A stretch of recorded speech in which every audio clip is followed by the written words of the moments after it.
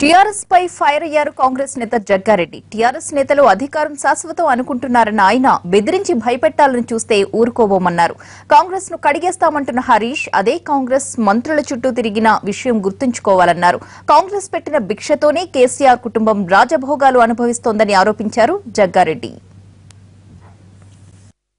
కాంగ్రెస్ పార్టీలో ఉన్న మరి ఎమ్మెల్యేలను కానీ మాజీ మంత్రులను కానీ టార్గెట్ చేసి వాళ్ళని బ్లాక్మెయిల్ చేసే కార్యక్రమము టీఆర్ఎస్ పార్టీ చేస్తే భవిష్యత్తులో కాంగ్రెస్ పార్టీ వచ్చిన తర్వాత తప్పకుండా మీ అవినీతి భాగవతాన్ని ఆ రోజు పక్కకుండా బయట పెడతాము.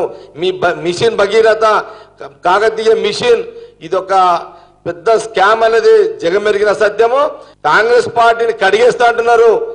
కాంగ్రెస్ పార్టీని కడిగే శక్తి హరీష్ రావుకు లేదు.